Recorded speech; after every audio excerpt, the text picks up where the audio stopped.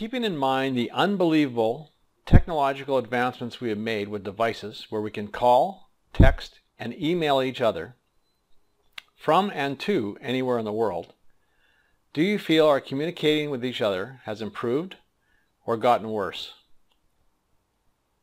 98.2% of the thousands we have interviewed have said without hesitation that even with the state-of-the-art digital devices and popular social media sites, they feel we have gotten worse at communicating with each other. It would be interesting to know with the popularity and increased use of email and texting, how much we have reduced communicating through spoken dialogue and increased communicating through the written word.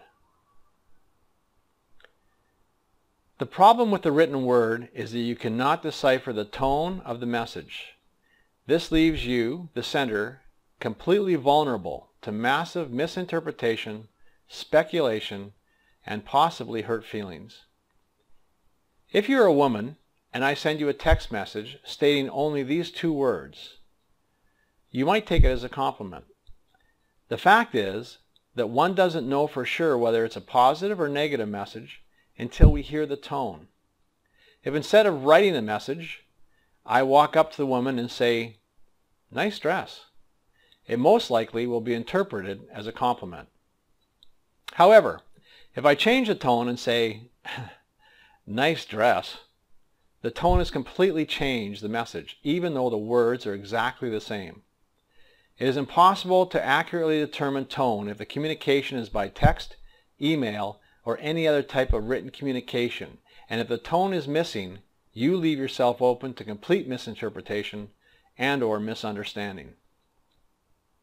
Through EOS Worldwide, it's brought to our attention that the health of our relationship in our personal and working lives is directly related to our ability to identify, discuss, and solve issues through open and honest dialogue.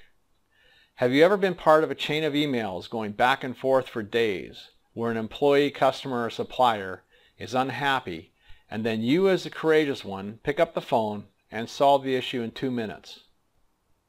You were surprised at how what seemed to be such a complicated issue from all the emails was solved in seconds through dialogue. In retrospect, we wonder why we didn't do that in the first place. The most efficient and effective way to identify and solve issues is through dialogue, face-to-face, and if that's not possible, then over the phone. We dare to go further and state that it's impossible to truly solve problematic issues through the written word. One thing is for sure.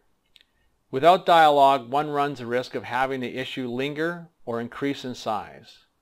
It's so easy when we have something negative to say to someone to write out a long email stating all of our frustrations.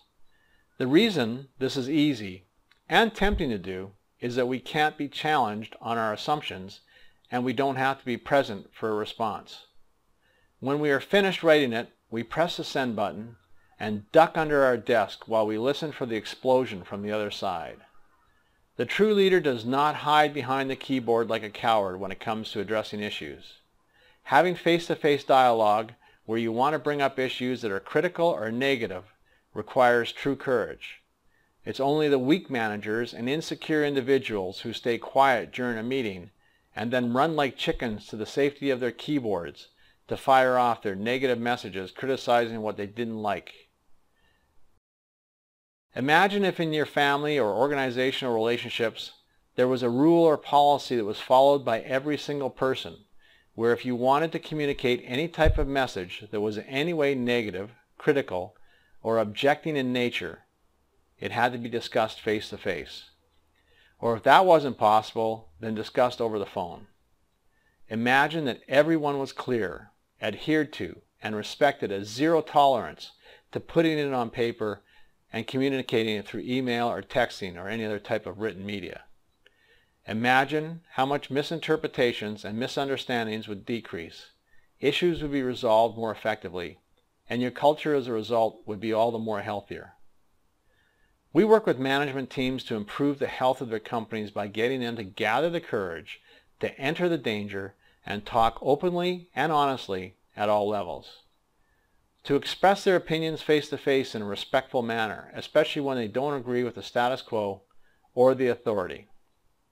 Everyone understands that there is no problem with putting it in writing after the meeting as a recap of what was discussed or agreed to.